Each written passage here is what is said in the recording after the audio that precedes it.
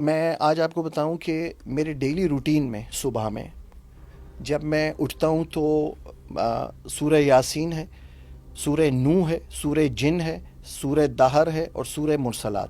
یہ 5 صورتیں ایسی ہیں کہ میں اتوار کا تو آپ سے نہیں کہہ سکتا کہ میں اتوار کو بھی پڑھتا ہوں، لیکن منڈے سے لے کے سیٹرڈے تک یہ جو صورتیں ہیں یہ جی روزانہ کی بنیاد پہ میں پڑھ رہا ہوتا ہوں، جس میں سورہ جن بھی ہے 29ویں پارے میں۔ مجھے اندازہ نہیں تھا، ظاہر ہے کہ میں کوئی عالم یا کوئی میں وہ پڑھتا تھا اور ان کو چھوڑ دیا کرتا تھا، وہ میرے بیت المال میں جمع ہوتی گئیں۔ دیکھیں یہ ایک قدرتی بات ہے کہ اللہ تعالیٰ کا کلام اگر آپ پڑھتے ہیں نا تو وہ کسی بھی صورت ضائع نہیں ہوتا، بے شک وہ آپ کے جمع ہوتا رہتا ہے، بیت المال جس کو کہا جاتا ہے۔ سورہ جن ہزاروں کی تعداد میں جمع ہو گئی، جس کا مجھے اندازہ نہیں تھا۔ صحیح۔ میرے ایک آفس میں راستے چلتے مجھے ایک مرتبہ ایک صاحب نے روکا، تو پہلے تو میں نے ان کی شکل دیکھی اور میں نے کہا ان کو تو میں نے فرسٹ ٹائم دیکھا ہے، اور ہمارا جو آفس ہے اس میں کوئی آؤٹ سائڈر ویسے بھی الاؤ نہیں ہے، کیونکہ گیٹ کے اوپر بہت ساری چیزیں، مطلب ٹیریٹری کے اندر کی آپ بات کر رہے ہیں؟ جی، میں اس کی اندر کی سراؤنڈنگ کی جو ہمارے، تو انہوں نے مجھے بڑے ادب سے سلام کیا اور مجھے کہا کہ جی میرا نام عبد الرحمن ہے۔ اوئے ہوئے۔ میں نے کہا جی فرمائیے۔ کہنے لگے دیکھیں حافظ صاحب، میں آج آپ کو ایک بات بتا دوں اور میں بڑا سختی کے ساتھ وارن کر رہا ہوں، اور انہوں نے اس طریقے سے ایک بچہ نکالا یہاں سے اور اس طریقے سے ایک دوسرا بچہ نکالا، کہنے لگے یہ میرے بیٹے ہیں دونوں، اور میرا یہاں پہ قیام جو ہے وہ بہت سالوں سے ہے، میں یہاں رہتا ہوں، ٹھیک ہے۔ یہ جو سورہ جن تمہارے سینے میں ہے نا، تم جب یہاں سے گزرتے ہو مجھے بہت شدید تکلیف ہوتی ہے۔ تو میں نے کہا کیا مطلب تکلیف ہوتی ہے؟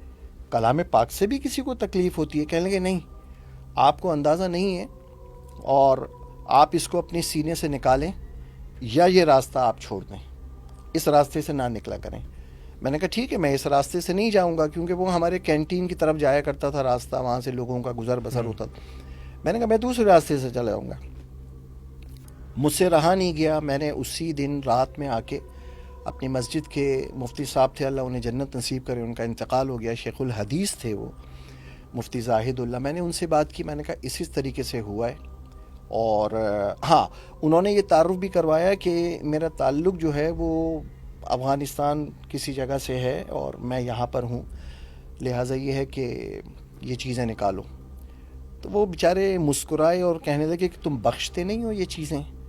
میں نے کہا نہیں، میں بخشتا تو نہیں ہوں۔ کہنے لگے اللہ کے بندے، اتنے سمجھدار آدمی ہو، پڑھا اور پڑھنے کے بعد بخش دیا، بیت المال میں رکھ کے تم کیا کر رہے ہو؟ میں نے کہا مجھے نہیں اندازہ تھا، میں نے ان کی زبانی سنا تو مجھے یہ اندازہ ہوا۔ انہوں نے کہا تم ایک کام کرو، اب جو بھی نماز کا وقت آ رہا ہے نماز پڑھو، 2 رکعت نفل نماز پڑھ کے، اور اللہ تعالیٰ سے دعا کرو کہ جو میرے سینے میں جتنا بھی کلام پاک ہے جو میں اب تک پڑھ چکا ہوں، جو میرے اندر اسٹور ہے، بیت المال میں ہے، میں اس کو اپنے والدین کو، اپنے عزیز رشتہ داروں کو، تمام مسلمانوں کو، مرحومین کو میں بخش دیتا ہوں۔